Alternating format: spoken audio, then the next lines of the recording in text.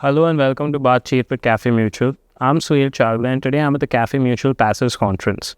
Today I'm joined by a very special guest, a veteran of the industry, Mr. Rajesh Bhojani. Mr. Bhojani, welcome to the show. You are the former head of sales for both BUTI and Aditya Birla Mutual Fund, and you are currently an independent director at Motilal Oswal.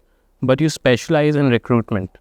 So I'd like to ask you a couple questions because, as you know, the number of distributors has gone up, and a lot of distributors are starting their own mutual fund business with the intention of expanding, adding employees. So, what would you say is the first type of employee a distributor should add to their company? Yeah, so since the distributors' employees will be dealing with investors, it is very important that the employee should have the ability to build relationships. And ability to build relationships is more important than the initial knowledge about mutual funds or anything of that sort. So one can gain knowledge, but the ability to build relationships and the attitude of being persistent with the customer is very, very important.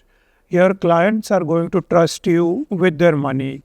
So that empathy towards the customer is again very, very important for the employee to develop.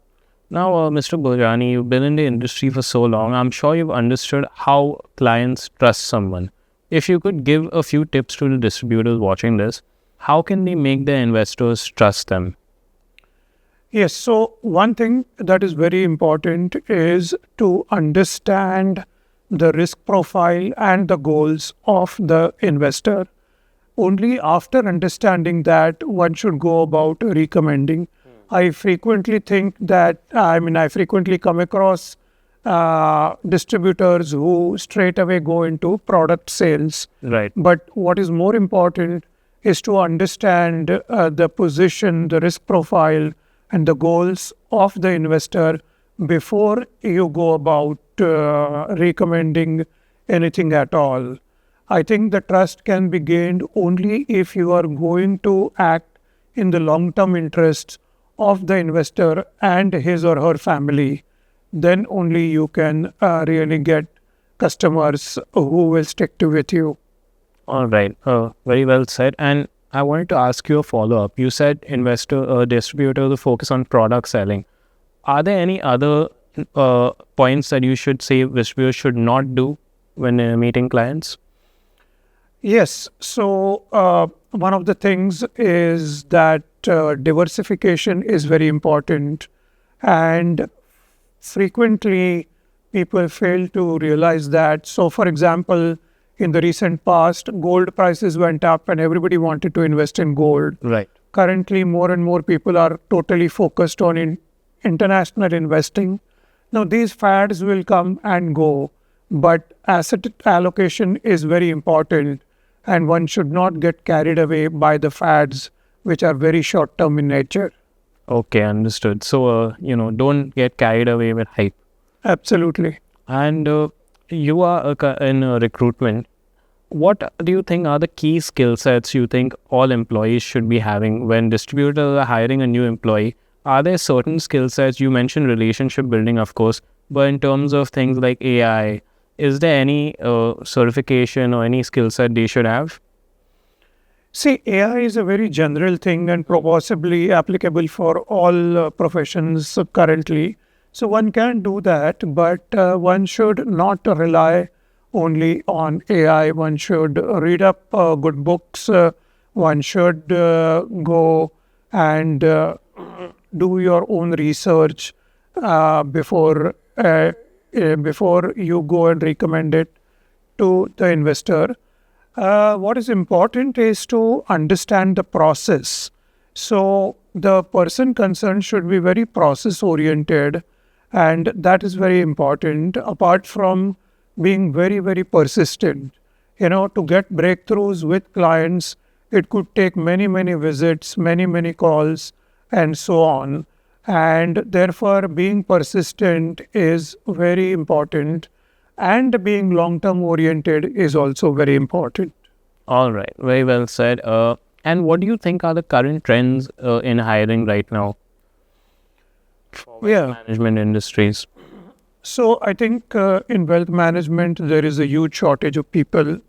So people are increasingly depending on other industries, let us say either hospitality or wherever people have the ability to be able to handle HNIs. You may not have sold financial products, but you would have handled HNIs in whether automobile or hospitality or whatever. So an increasing number of wealth managers are hiring from other industries where they see a lot of talent, and they are then put through rigorous training to understand the investment products and financial services products. All right. My final question regarding the hiring trends is what differentiates someone who can handle HNI clients versus someone who may be suited to retail clients? Well, yes, I think ability to understand the,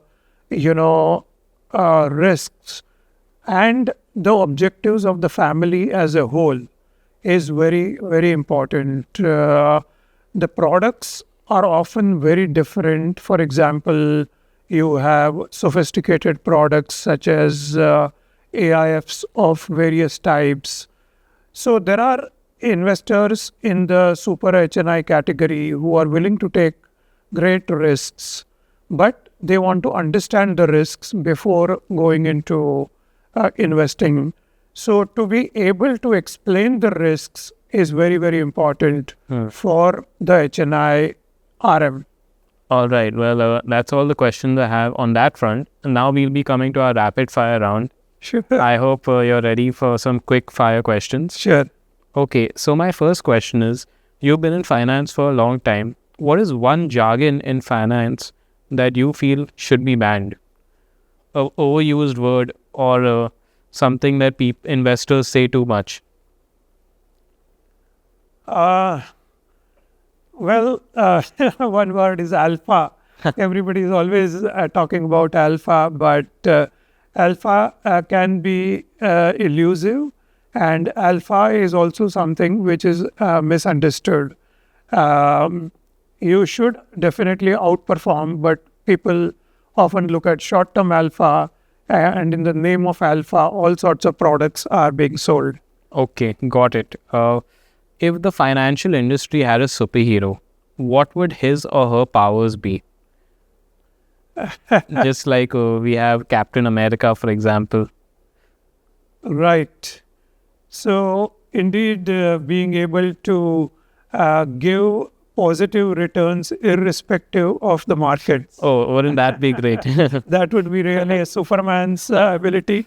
And that is something, unfortunately, investors expect from their fund managers, that even when markets are down, they think that the fund manager can give positive returns. That is possible only in fixed income instruments or in fixed deposits. So one should not expect positive returns when the markets are down, but one should look at long-term outperformance and the long-term absolute returns. All right, got it. Now, my final rapid fire question is, the future of Indian wealth management industry is dash in one word. Empathy, I would say. Empathy towards the client. To be able to genuinely understand the interests of the client and be able to then act upon it.